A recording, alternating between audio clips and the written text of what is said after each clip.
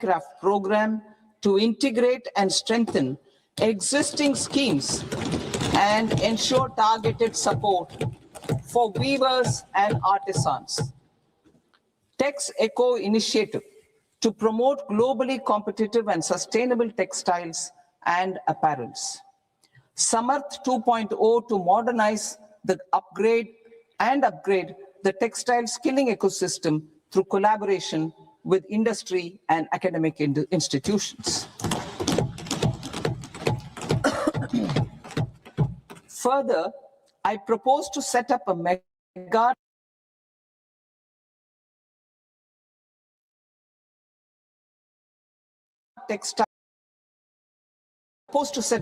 textile parks in challenge mode.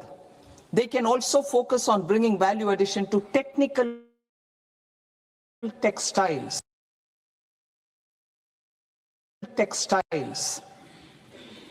I propose to launch the Mahatma Gandhi Gram Swaraj initiative to strengthen khadi, handloom, and handicrafts. This will help in global market linkage and branding. It will streamline and support training, skilling, quality of process, and production. This will benefit our weavers, village industries, One District, One Product, ODOP initiative, and also our rural youth. India has the potential to emerge as a global hub for high quality, affordable sports goods. I propose a dedicated initiative for sports goods that will promote manufacturing, research, and innovation in equipment design, as well as material sciences. Rejuvenation of legacy industrial clusters.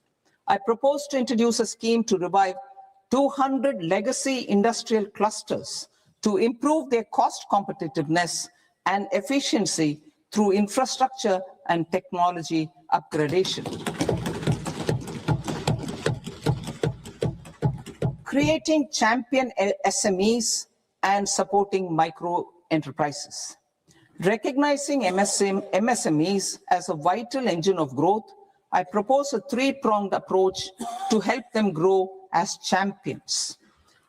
Equity support. I propose to introduce a dedicated 10,000 crores SME growth fund to create future champions, incentivizing enterprises based on select criteria. I also propose to top up the Self-Reliant India Fund set up in 2021 with 2,000 crores to continue support to micro enterprises and maintain their access to risk capital. Liquidity support. With TREDS, more than 7 lakh crore has been made available to MSMEs. To leverage its full potential, I propose 4 measures. 1, mandate TREDS as the transaction settlement platform for all purchases from MSMEs by CPSEs, serving as a benchmark for other corporates. 2, introduce a credit guarantee support mechanism through CGTMSE for invoice discounting on TREDS platform. 3, link GEM with TREDS for sharing information with financiers about government purchases from MSMEs, encouraging cheaper and quicker financing. 4, introduce TREDS receivables as asset-backed securities, helping develop a secondary market, enhancing liquidity and settlement of transactions. Professional support. Government will facilitate professional institutions such as the ICAI, ICSI, ICMAI to design short-term modular courses and practical tools to develop a cadre of corporate mitras, especially in Tier 2 and Tier 3 towns. These accredited para-professionals will help MSMEs meet compliance requirements at affordable costs. Infrastructure. During this past decade, our government has undertaken several initiatives for large-scale enhancement of public infrastructure, including through new financing instruments such as Infrastructure Investment Trust (InvITs) and Real Estate Investment Trust (REITs), and institutions like NIIF and NABFID. We shall continue to focus on developing infrastructure in cities with over 5 lakh population, that is tier 2, tier 3 cities, which have expanded to become growth centers. Public capital expenditure has increased manifold from 2 lakh crore in 2014-15 to an allocation of 11.2 lakh crore in BE 25-26. In this coming year, that is financial year 2026-27, I propose to increase it to 12.2 lakh crores to continue the momentum.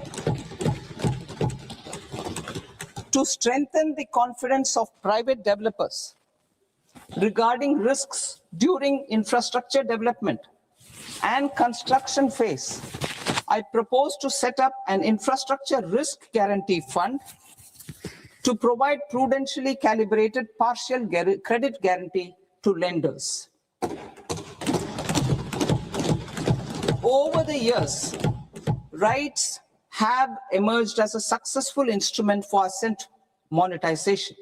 I propose to accelerate recycling of significant real estate assets of the CPSEs through the setting up of dedicated REITs. To promote environmentally sustainable movement of cargo, I propose to 1. Establish new dedicated freight corridors connecting Dankuni in the east to Surat in the west. Operationalize 20 new national waterways over the next 5 years, starting with National Waterways 5 in Orissa to connect mineral-rich areas of Talcher and Angul and industrial centers like Kalinga Nagar to the ports of Paradeep and Dhamra. Training institutes will be set up as regional centers of excellence for development of required manpower for these waterways. This will benefit youth in the entire stretch of the waterways to train and acquire skills.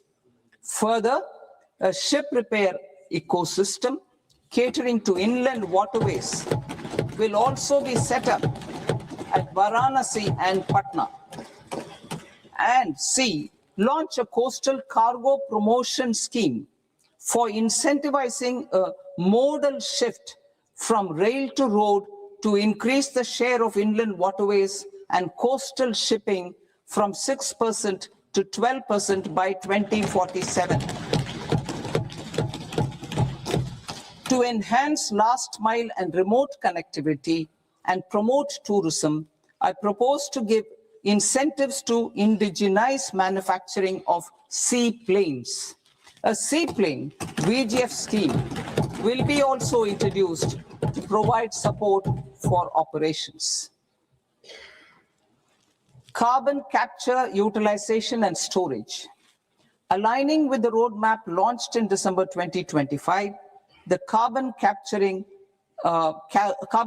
utilization and storage technologies at scale will achieve higher readiness and in end-use application across 5 industrial sectors, including power, steel, cement, refineries, and chemicals.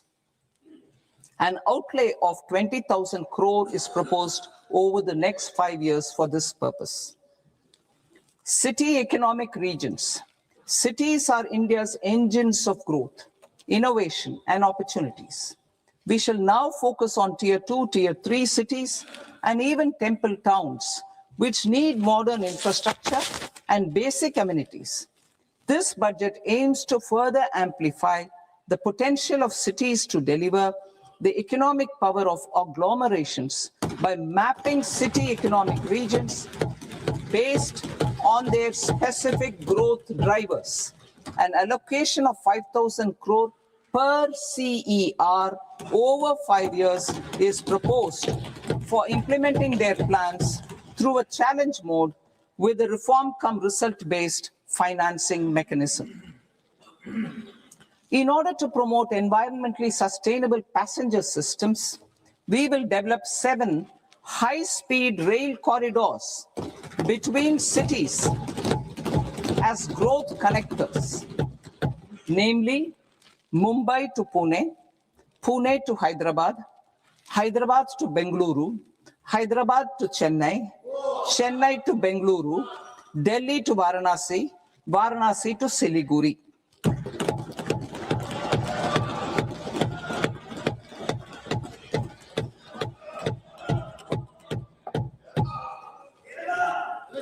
Financial sector. The Indian banking sector today is characterized by strong balance sheet, historic highs in profitability, improved asset quality, and coverage exceeding 98% of villages in the country. At this juncture, we are well placed to futuristically evaluate the measures needed to continue on the path of reform-led growth of this sector. I propose setting up a high-level committee on banking for Vikasit Bharat. High-level committee on banking for Vikasit Bharat to comprehensively review the sector and align it with India's next phase of growth, while safeguarding financial stability, inclusion, and consumer protection. The vision for NBFCs for Vikasit Bharat has been outlined with clear targets for credit disbursement and technology adoption in order to achieve scale and improve efficiency in the public sector NBFCs. As a first step, it is proposed to restructure the Power Finance Corporation and Rural Electrification Corporation. I propose a comprehensive review of the foreign exchange management non-debt instruments rules to create a more contemporary, user-friendly framework for foreign investments consistent with India's evolving economic priorities. Corporate bond market. I propose to introduce a market-making framework with suitable access to funds and derivatives on corporate bond indices. I also propose to introduce total return swaps on corporate bonds. Municipal bonds. To encourage the issuance of municipal bonds of higher value by larger cities, I propose an incentive of 100 crore rupees for a single bond issuance.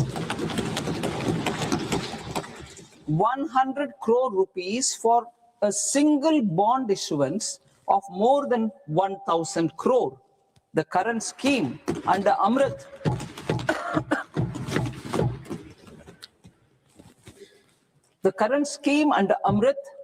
which incentivizes issuances up to 200 crores only, will also continue to support smaller and medium towns. That will also continue to support the smaller and medium towns. Ease of doing business. Individual persons resident outside India, PROI, will be permitted to invest in equity instruments of listed Indian companies through the portfolio investment scheme. It is also proposed to increase the investment limit for an individual PROI under the scheme from 5% to 10%, with an overall investment limit for all individual PROIs to 24% from the current 10%. Emerging technologies including AI. 21st century is technology driven. Adoption of technology is for the benefit of all people.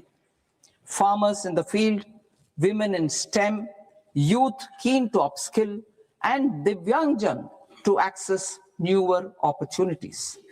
The government has taken several steps to support new technologies through AI Mission, National Quantum Mission, Anusandhan National Research Fund, and Research and Development and Innovation Fund.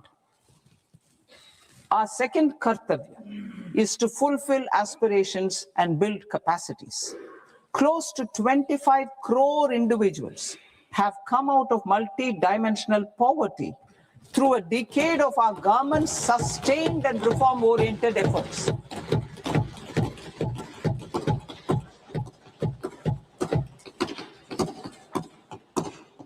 Our government has therefore decided to place a renewed emphasis on the service sector to provide a pathway to fulfilling aspirations of a youthful India with the following measures.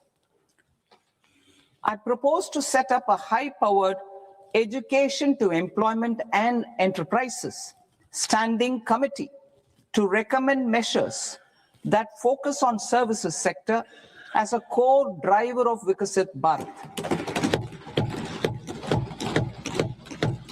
This will make us a global leader in services with a 10% global share by 2047.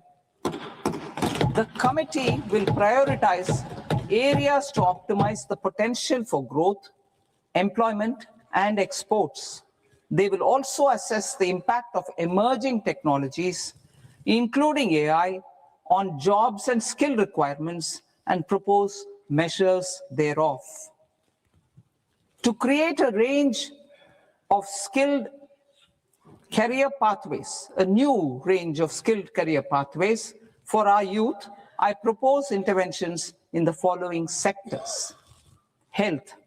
Existing institutions for allied health professionals will be upgraded and new AHP institutions established in private and government sectors. This will cover 10 selected disciplines, including optometry, radiology, anesthesia, OT technology, applied psychology, and behavioral health, and add 1 lakh AHPs over the next 5 years. A strong care system covering geriatric and allied care services will be built.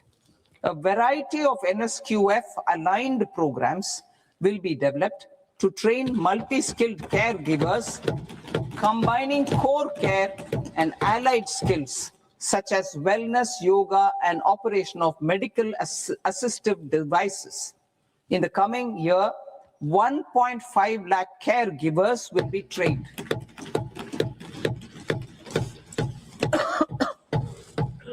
Hubs for medical value tourism.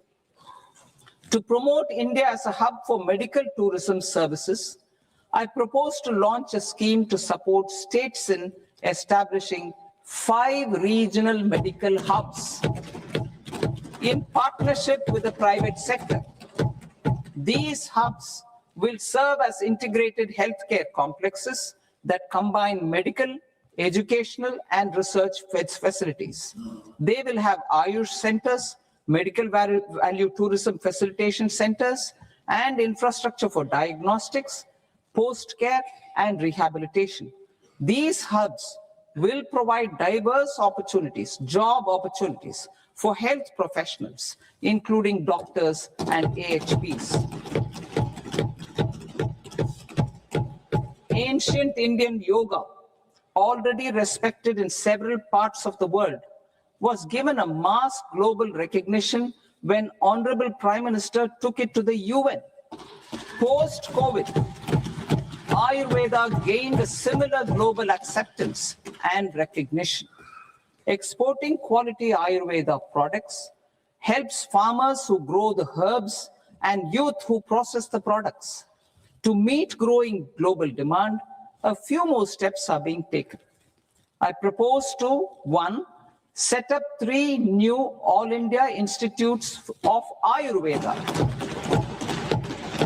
2. Upgrade Ayush pharmacies and drug testing labs for higher standards of certification ecosystem and make available more skilled personnel. 3. Upgrade the WHO Global Traditional Medicine Center in Jamnagar to bolster evidence-based research, training, and awareness for traditional medicine. Animal husbandry. Livestock contributes to close to 16% of farm income, including of poor and marginal households. To scale up availability of veterinary professionals by more than 20,000, I propose to roll out a loan-linked capital subsidy support scheme for establishment of veterinary and para-veterinary colleges, veterinary hospitals, diagnostic laboratories, and breeding facilities in private sector. Collaboration between Indian and foreign institutions will also be facilitated. Orange economy. India's animation, visual effects, gaming, and comics sector, AVGC sector, is a growing industry projected to require 2 million professionals by 2030. I propose to support the Indian Institute of Creative Technologies, Mumbai, in setting up AVGC content creator labs in 15,000 secondary schools all over the country and 500 colleges. The Indian design industry is expanding rapidly, and yet there is a shortage of Indian designers. I propose to establish, through Challenge Route, a new National Institute of Design to boost design education and development in the eastern region of India. Education. Our government will support states through Challenge Route in creating 5 university townships in the vicinity of major industrial and logistics corridors. These planned academic zones will host multiple universities, colleges, and research institutions, skill centers, and residential complexes. In higher education, STEM institutions prolong the hours of study and laboratory work pose some challenges for girl students.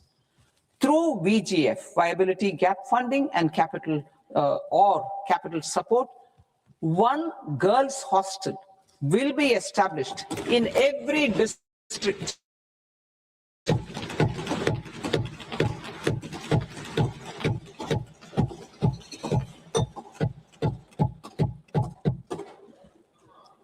To promote astrophysics and astronomy via immersive experiences. 4 telescope infrastructure facilities will be set up or upgraded. The National Large Solar Telescope, the National Large Optical Infrared Telescope, the Himalayan Chandra Telescope, and the Cosmos 2 Planetarium. Tourism. The tourism sector has the potential to play a large role in the employment generation, forex earnings, and expanding the local economy. I propose to set up a National Institute of Hospitality by upgrading the existing National Council for Hotel Management and Catering Technology. It will function as a bridge between academia, industry, and government.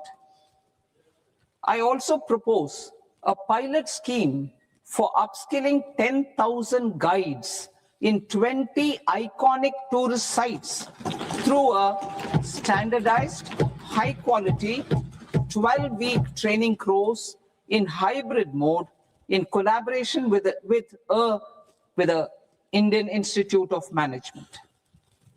A national destination digital knowledge grid will be established to digitally document all places of significance, cultural, spiritual, and heritage. This initiative will create a new ecosystem of jobs for local researchers, historians, content creators, and technology partners. India has the potential and opportunity to offer world-class trekking and hiking experience. We will develop ecologically sustainable mountain trails in Himachal Pradesh, Uttarakhand, and Jammu Kashmir. Also in Araku Valley in the Eastern Ghats and Podigai Malai in the Western Ghats. Turtle trails along key nesting sites in the coastal areas of Odisha, Karnataka, and Kerala. And 3, bird watching trails along the Pulikat Lake in Andhra Pradesh, Tamil Nadu. It's on the border. Under the visionary leadership of Honorable Prime Minister, we established the International Big Cat Alliance in 2024.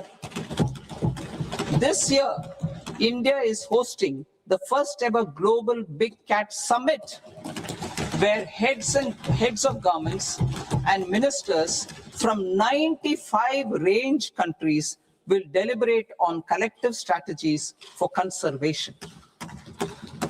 Heritage and culture tourism. I propose to develop 15 archaeological sites, including Lothal, Dholavira, Rakhi Gadi, Adichanallur, Sarnath, Hastinapur, and Leh Palace into vibrant experiential cultural destinations. Excavated landscapes will be open to the public through curated walkways. Immersive storytelling skills and technologies will be introduced to help conservation labs, interpretation centers, and guides. The sports sector provides multiple means of employment, skilling, and job opportunities. Taking forward the systematic nurturing of sports talent, which is set in motion through the Khelo India program earlier, I propose to launch a Khelo India mission to transform the sports sector over the next decade. The mission will facilitate an integrated talent development pathway supported by training centers, which are foundational, intermediate, and elite levels. B, systematic development of coaches and support staff. C, integration of sports science and technology. D, competitions and leagues to promote sports culture and provide platforms. And E, development of sports infrastructure for training and competition. Our third Kartavya aligns with our vision of Sabka Saath, Sabka Vikas towards Vikasit Bharat. This requires targeted efforts for 1, increasing farmer incomes through productivity enhancement and entrepreneurship, with special attention to small and marginal farmers. B, empowering Divyangjan through access to livelihood opportunities, training, and high-quality assistive devices. C, empowering the vulnerable to access mental health and trauma care. D, focus on the Purvodaya states and the Northeast region to accelerate development and employment opportunities. Fisheries. We will undertake initiatives for integrated development of 500 reservoirs and Amrit Sarovars. 2, strengthen the fisheries value chain in coastal areas and enable market linkages involving startups and women-led groups together with fish farmer producer organizations. Animal husbandry. To provide quality employment opportunities in rural and peri-urban areas, we will support the animal husbandry sector in entrepreneurship development through A, credit-linked subsidy program, B, scaling up and modernization of livestock enterprises, C, enhanced creation of livestock, dairy, and poultry, enhanced creation of livestock, dairy, and poultry-focused integrated value chains, and D, encourage creation of livestock farmer producer organizations. High-value agriculture. to diversify farm outputs, increase productivity, enhance farmers' incomes, and create new employment opportunities, we will support high-value crops such as coconut, sandalwood, cocoa, cashew in the coastal areas, agar trees in northeast, and nuts such as almonds, walnuts, and pine nuts in our hilly regions. These, all of them, will be supported. India is the world's largest producer of coconuts. About 30 million people, including nearly 10 million farmers, depend on coconuts for their livelihood. To further enhance competitiveness in coconut production, I propose a coconut promotion scheme to increase production and enhance productivity through various interventions, including replacing and non-productive trees with new saplings or plants or varieties in major coconut growing states. A dedicated program is proposed for Indian cashew and cocoa to make India self-reliant in raw cashew and coconut production and processing, enhance export competitiveness, and transform Indian cashew and Indian cocoa into premium global brands by 2030. Sandalwood. Sandalwood is closely linked to India's social and cultural heritage. Our government will partner with state governments to promote focused cultivation and post-harvest processing to restore the glory of the Indian sandalwood ecosystem, to rejuvenate old, low-yielding orchards, and expand high-density cultivation of walnuts, almonds, and pine nuts. We will support a dedicated program to enhance farmer incomes and in bringing value addition by engaging youth. Bharat Vistar, that is virtually integrated system to access agricultural resources. I propose to launch Bharat Vistar, a multilingual AI tool that shall integrate the AgriStack portals and the ICAR package on agricultural practices with AI systems. This will enhance farm productivity, enable better decisions for farmers, and reduce risk by providing customized advisory support. She Marts for rural women-led enterprises.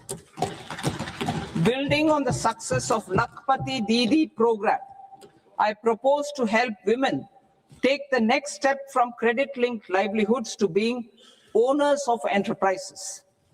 Self-help entrepreneur, She Marts will be set up as community-owned retail outlets within the cluster-level federations through enhanced and innovative financing instruments. Empowering Divyangjan. Divyangjan Kaushal Yojana. Information technology, AVGC sectors, hospitality and food and beverages sectors often offer task-oriented and process-driven roles which are suitable for Divyangjan. We will ensure dignified livelihood opportunities through industry-relevant and customized training specific to each Divyangjan group. Divyang Sahara Yojana. Timely access to high-quality assistive devices for all eligible Divyangjan is a fundamental need.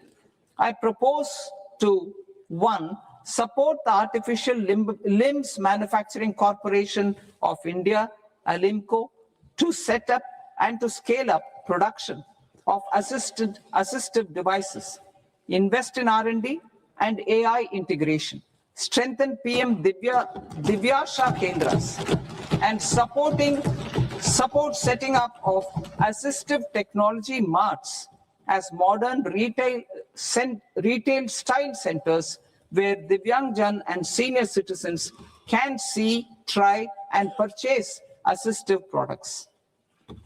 Reaffirming our commitment to mental health and trauma care. There are no national institutes for mental health care in North India. We will therefore set up a NIMHANS 2 and also upgrade national mental health institutes in Ranchi and in Tezpur as regional apex institutions. Emergencies expose families, particularly the poor and vulnerable, to unexpected expenditure. We will strengthen and increase these capacities by 50% in district hospitals by establishing emergency and trauma care centers. Focus on Purvodaya states and northeastern regions. Purvodaya, I propose the development of an integrated East Coast industrial corridor with a well-connected node at Durgapur, creation of 5 tourism destinations in 5 Purvodaya states, and the provision of 4,000 e-buses. Buddhist sites in northeastern region. The northeastern region is a civilizational confluence of Theravada and Mahayana or Vajrayana traditions. I propose to launch a scheme for development of Buddhist circuits in Arunachal Pradesh, Sikkim, Assam, Manipur, Mizoram, and Tripura. The scheme will cover preservation of temples and monasteries, pilgrimage interpretation centers, connectivity, and pilgrim amenities. 16th Finance Commission. On 17th November 2025, the 16th Finance Commission submitted its report to the President. As mandated under Article 281 of the Constitution, the government is to lay the report along with the explanatory memorandum on the action taken report on the recommendations of the Commission in Parliament, which, Sir, Honorable Speaker, you've allowed me to do at the commencement of this session. The government has accepted the recommendation of the Commission to retain the vertical share of devolution at 41%. As recommended by the Commission, I have provided 1.4 lakh crores of rupees to the states for the year 2026-2027 as Finance Commission grants. These include rural and urban local body and disaster management grants. Fiscal consolidation. Government has been delivering on our fiscal commitments consistently without compromising on social needs. To strive towards accepted standards of fiscal management in Budget 25-26, I had indicated that the central government would target reaching a debt to GDP ratio of 50 plus or minus 1% by 2030-31. In line with this, the debt to GDP ratio is estimated to be 55.6% of GDP in BE 26-27, compared to 56.1% of GDP in RE 25-26. A declining debt to GDP ratio will gradually free up resources for priority sector lending and expenditure by reducing the outgo on interest payments. One of the main operational instruments for debt targeting is the fiscal deficit. I'm happy to inform this august House that I fulfilled my commitment made in 2021-2022 to reduce fiscal deficit below 4.5% of GDP by 25-26. In RE 25-26, the fiscal deficit has been estimated at par with BE of 2025-26 at 4.4% of GDP. In line with the new fiscal prudence path of debt consolidation, the fiscal deficit in BE 26-27 is estimated to be 4.3% of the GDP.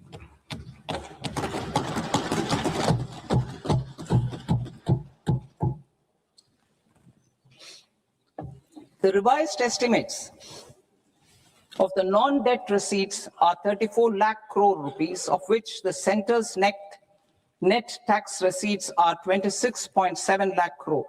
The revised estimate of the total expenditure is 49.6 lakh crore rupees, of which the capital expenditure is about 11 lakh crores. Budget estimates 2026 to 2027. Coming to 26-27, the non-debt receipts and the total expenditure are estimated as 36.5 lakh crore and 53.5 lakh crore respectively. The centre's net tax receipts are estimated at 28.7 lakh crore rupees. To finance the fiscal deficit, the net market borrowings from dated securities are estimated at 11.7 lakh crore rupees. The balance financing is expected to come from small savings and other sources. The gross market borrowings are estimated at 17.2 lakh crore rupees. I'll now move to Part B. Part B, direct taxes.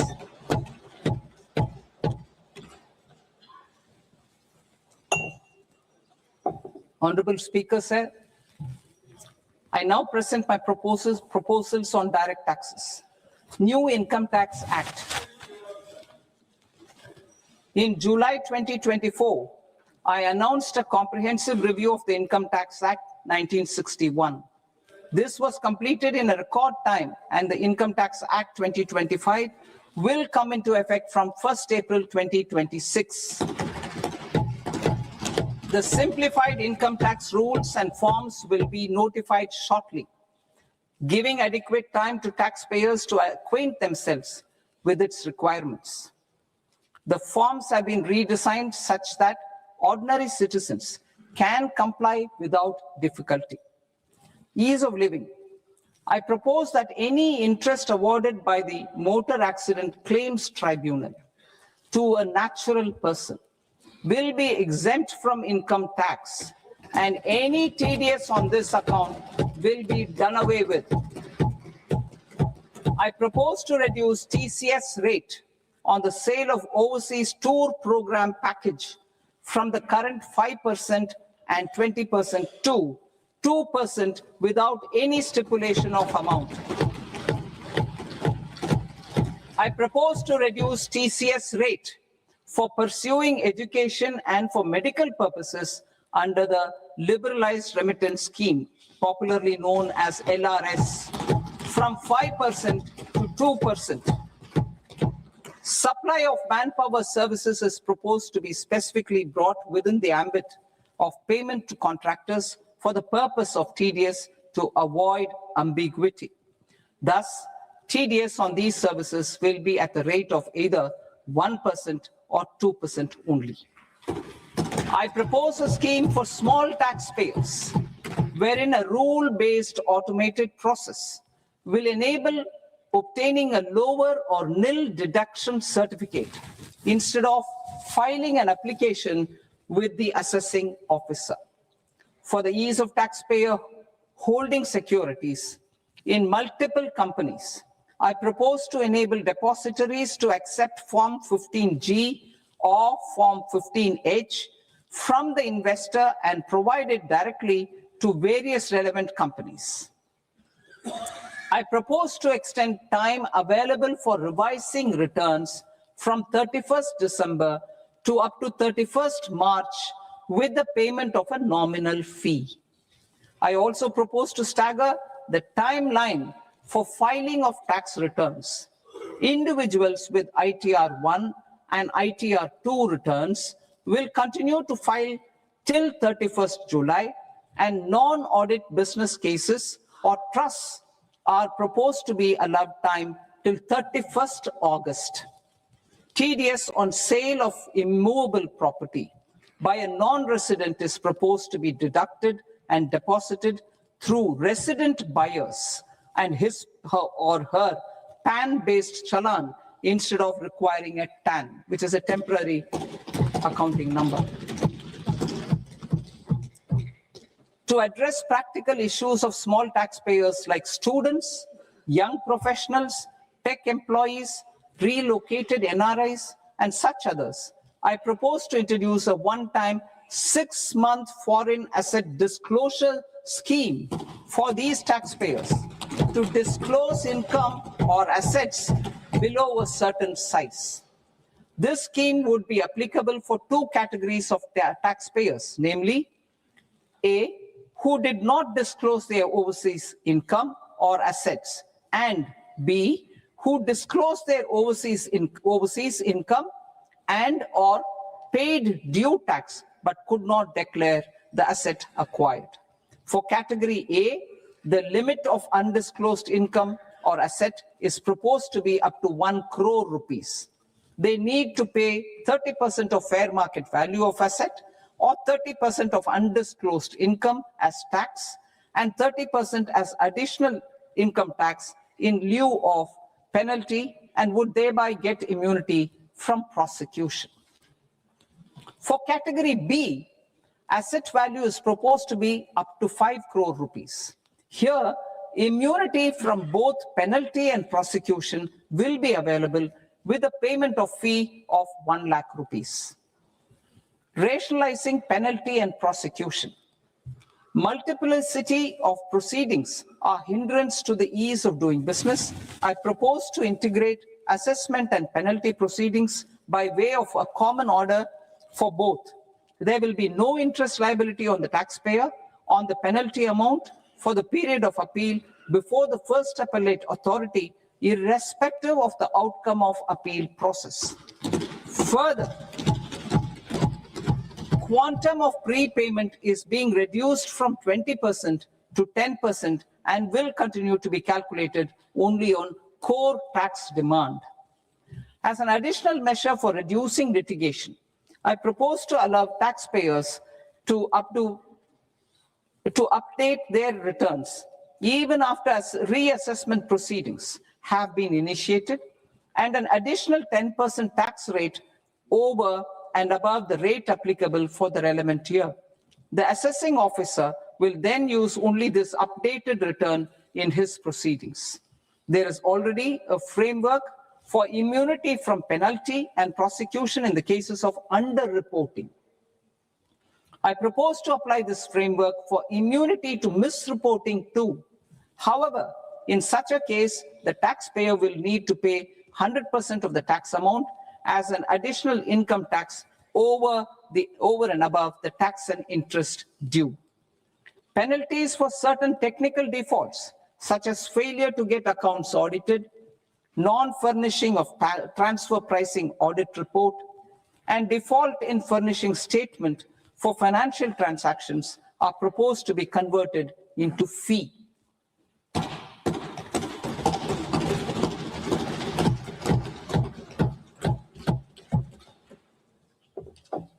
I propose to rationalize prosecution framework under Income Tax Act while maintaining a careful balance for deterrence in some serious offense. Non-production of books of account and documents and requirement of TDS payment where payment is made in kind are being decriminalized. Further, minor offenses will attract fine only. The remaining prosecutions will be graded commensurate with the quantum of offense. They will entail only simple imprisonment with maximum imprisonment reduced to 2 years and power to courts to convert even those into fines. There is no penalty. There's no penalty presently for non-disclosure of non-immovable foreign assets with aggregate value less than 20 lakh rupees. I propose to also provide them with immunity from prosecution with retrospective effect from 1/10/2024.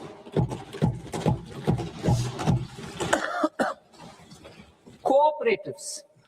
Deduction is already allowed to a primary cooperative society engaged in supplying milk, oilseeds, fruits or vegetables raised or grown by its members. I propose to extend this deduction to also include supply of cattle feed and cotton seed produced by its members. I propose to allow inter-cooperative society dividend income as deduction under the new tax regime to the extent it is further distributed to its members. I further propose to allow exemption for a period of 3 years to dividend income received by a notified national cooperative federation on their investments made in companies up to 31/1/2026. This exemption would be allowed only for dividends further distributed to its member cooperatives. Supporting IT sector as India's growth engine. India is a global leader in software development services, IT-enabled services, knowledge process outsourcing services, and contract R&D services relating to software development. These businesses and their segments are quite interconnected with each other. All these services are proposed to be clubbed under a single category of information technology services with a common safe harbor margin of 15.5% applicable to all. The threshold for availing safe harbor for IT services is being enhanced substantially from 300 crore rupees to 2,000 crore rupees. Safe harbor for IT services shall be approved by an automated rule-driven process without any need for tax officer to examine and accept the application. Once applied by an IT services company, the same safe harbor can be continued for a period of 5 years at a stretch at its choice. For IT services companies who want to conclude advanced pricing agreement, APA, I propose to fast-track unilateral APA process for IT services and endeavor to conclude it within a period of 2 years. The period of 2 years can be extended by a further period of 6 months on taxpayers' request. I propose to extend the facility of modified returns available to the entity entering APA to its associated entities also. Attracting global business and investment. Recognizing the need to enable critical infrastructure and boost investment in data centers, I propose to provide tax holiday till 2047 to any foreign company that provides cloud services to customers globally by using data center services from India. It will, however, need to provide services to Indian customers through an Indian reseller entity. I also propose to provide a safe harbor of 15% on cost in case the company providing data center services from India is a related entity. To harness the efficiency of just-in-time logistics for electronic manufacturing, I propose to provide safe harbor to non-residents for component warehousing in a bonded warehouse at a profit margin of 2% of the invoice value. The resultant tax of about 0.7% will be much lower than in competing jurisdictions. To provide fillip to toll manufacturing in India, I propose to provide exemption from income tax for 5 years to any non-resident who provides capital goods, equipment, or tooling to any toll manufacturer in a bonded zone.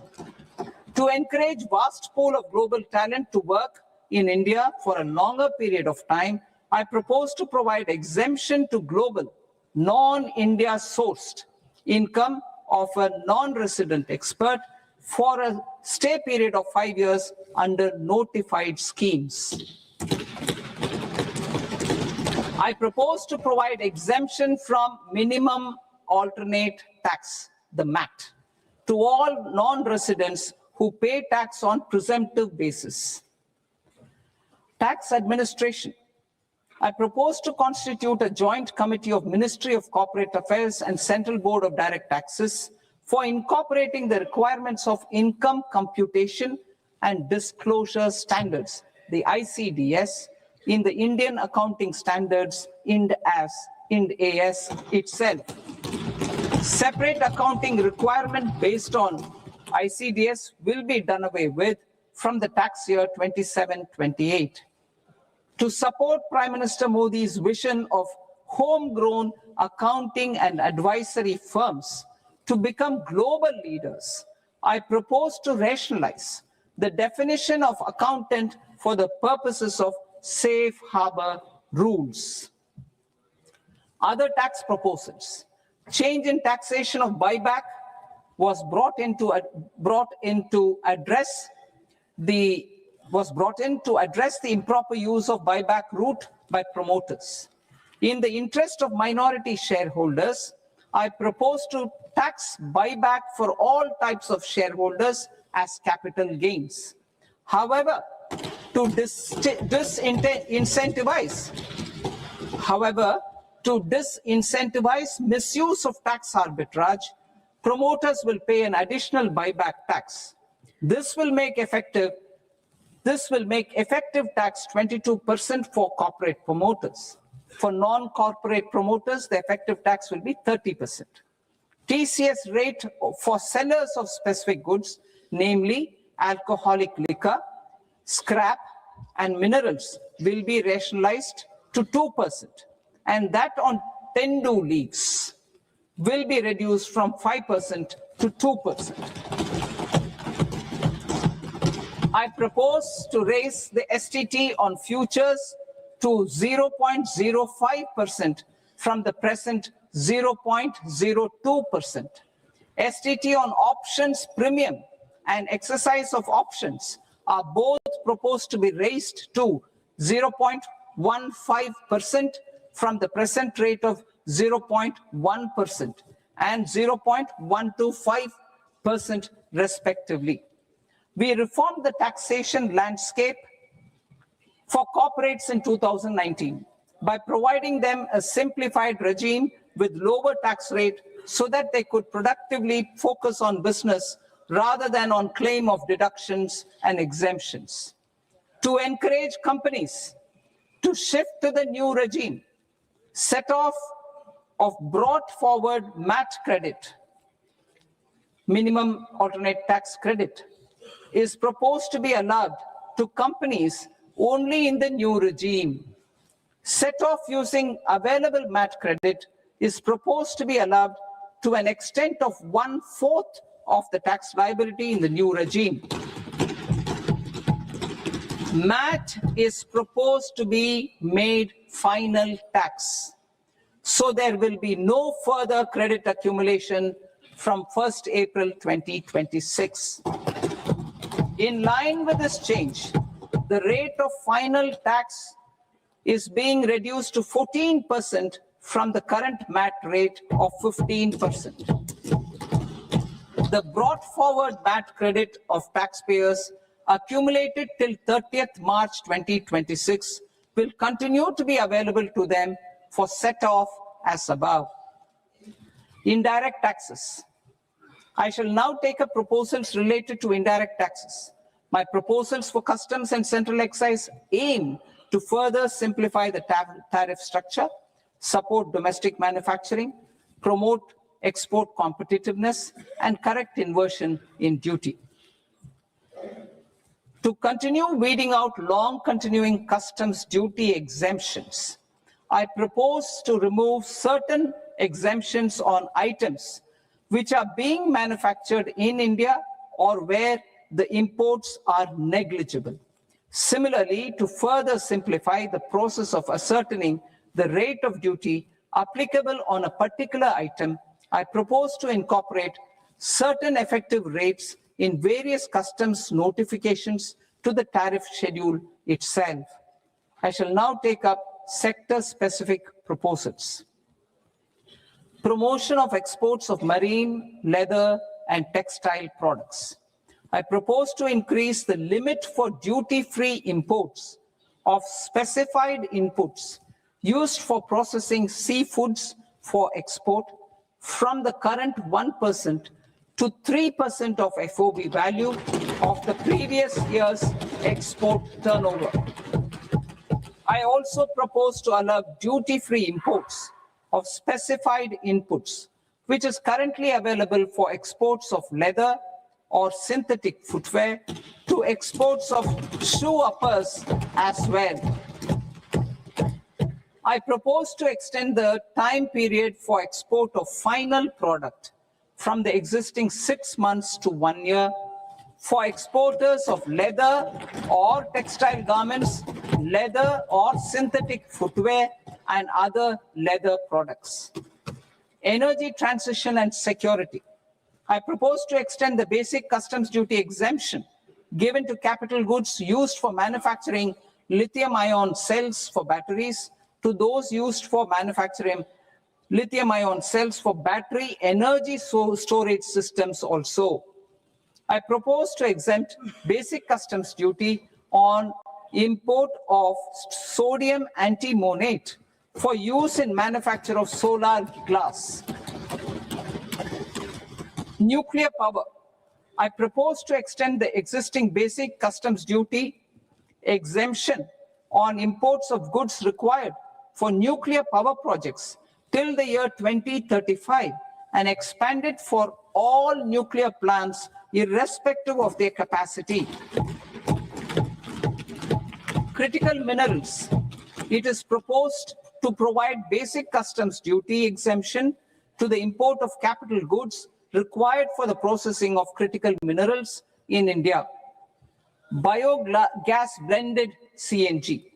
I propose to exclude the entire value of biogas while calculating the central excise duty payable on biogas blended CNG.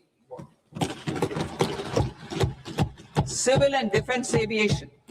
I propose to exempt basic customs duty on components and parts required for the manufacture of civilian training and other aircrafts. It is proposed to exempt basic customs duty on raw materials imported for the manufacture of parts of aircraft to be used in maintenance, repair, or overall requirements by units in the defense sector. Electronics. To deepen value addition in the consumer electronics sector, I propose to exempt basic customs duty on specified parts used in the manufacture of microwave ovens. Special economic zone. To address the concerns arising about utilization of capacity by manufacturing units in the special economic zones due to global trade disruptions, I propose as a special one-time measure to facilitate sales by eligible manufacturing units in SEZs to the domestic tariff area at concessional rates of duty. The quantity of such sales will be limited to a prescribed proportion of their exports. Necessary regulatory changes will be undertaken to operationalize the measures while ensuring level playing field for the units working in the DTA. Ease of living. To rationalize the customs duty structure for goods imported for personal use, I propose to reduce the tariff rate on all dutiable goods imported for personal use from 20% to 10%. To provide relief to patients, particularly those suffering from cancer, I propose to exempt basic customs duty on 17 drugs or medicines. I propose also to add 7 more rare diseases for the purposes of exempting import duties on personal imports of drugs, medicines, and food for special medical purposes used in their treatment. Customs process. India's role and share in the global trade is poised for a major leap in line with our ambition and journey towards Vikasit Bharat. In this regard, I propose many measures for custom processes to have minimal intervention for smoother and faster movement of goods and greater certainty to the trade. Trust-based systems.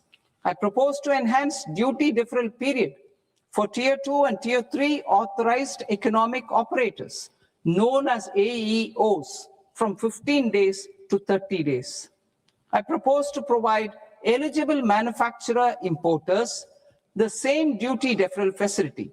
This should encourage them to get themselves accredited as a full-fledged Tier 3 AEO in due course. To provide greater certainty and for better business planning, I propose to extend validity period of advance ruling binding on customs from the present 3 years to 5 years. In the spirit of the whole of government approach,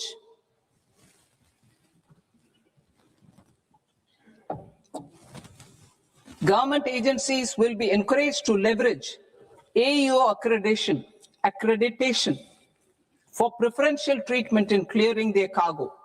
Regular importers with trusted long-standing supply chains will be recognized in the risk system so that the need for verification of their cargo every time can be minimized. Export cargo using electronic sealing. Export cargo using electronic sealing will be provided through clearance from the factory premises to the ship. For import of goods not needing any compliance, filing of bill of entry by a trusted importer and arrival of goods will automatically notify customs for completing their clearance formalities. This will enable goods to be released immediately on arrival. The customs warehouse framework will be transformed into a warehouse operator-centric system with a self-declarations, electronic tracking, and risk-based audit. These reforms will move away from the current system of officer-dependent approvals and reduce transaction delays and compliance costs. Ease of doing business. Approvals required for cargo clearance from various government agencies will be seamlessly processed through a single and interconnected digital window by the end of the financial year. Processes involved in clearance of food, drugs, plant, and animal and wildlife products, accounting for about 70% of interdicted cargo, will be operationalized on this system by April 2026 itself. For goods not having any compliance requirement, clearance will be done by customs immediately after online registration is completed by the importer, subject to the payment of duty. Customs integrated system will be rolled out in 2 years as a single integrated and scalable platform for all customs processes. Utilization of non-intrusive scanning with advanced imaging and AI technology for risk assessment will be expanded in a phased manner with the objective to scan every container across all the major ports. New export opportunities to support Indian fishermen to fully harness the economic value of marine resources beyond our territorial waters. The following measures will be taken. A. Fish catch by an Indian fishing vessel in exclusive economic zone or on the high seas will be made free of duty. Landing of such fish on foreign port will be treated as export of goods. Safeguards will be put in place to prevent misuse during fish catch, transit, or transshipment. To support aspirations of India's small businesses, artisans, and startups to access global markets through e-commerce, I am pleased to announce complete removal of the current value cap of 10 lakh rupees per consignment on courier exports.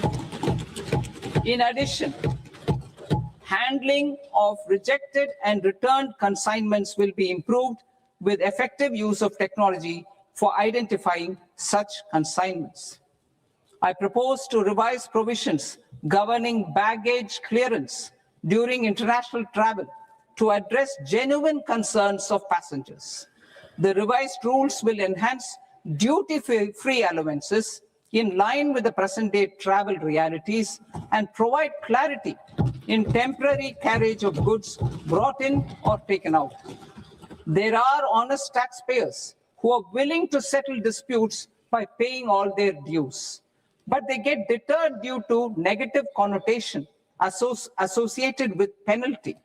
They will now be able to close cases by paying an additional amount in lieu of penalty. Honorable Speaker, sir, with this, I commend the budget to this august House. Jai Hind.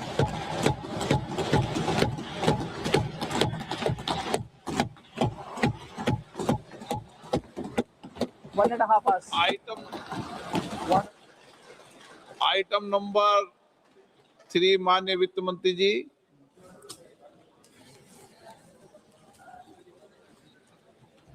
Item number 2, sir. 3 Sir, with your permission, I rise to lay on the table of the following statements under Section 3(1) of the Fiscal Responsibility and Budget Management Act of 2003, medium-term fiscal policy, fiscal policy strategy statement, and macroeconomic framework statement. Item number 4 माननीय वित्त मंत्री जी। Sir, with your permission, I move for leave to introduce the Finance Bill 2026. प्रश्न ये कि विधेयक को पुनर्स्थापित करने की अनुमति प्रदान की जाए। जो सदस्य इस पक्ष में हाँ गए, जो सदस्य विरोध में ना गए, मेरे विचार में निर्णय हाँ वालों के पक्ष में, हाँ वालों के पक्ष में अनुमति प्रदान की जाती है। माननीय मंत्री जी, अब विधेयक पुनर्स्थापित करें। Sir, I introduce the bill. माननीय सदस्य, आपको सूचित किया जाता है कि माननीय वित्त मंत्री जी के बजट भाषण की कॉपी पब्लिकेशन काउंटर पर ली जाती है। बजट भाषण और बजट से संबंधित दस्तावेज आपके मोबाइल फोन और मेंबर पोर्टल्स पर ही उपलब्ध है। सभा की कार्रवाई कल सोमवार दिनांक 2 फरवरी 2026 को प्राप्त 11 बजे तक के लिए स्थगित की जाती है।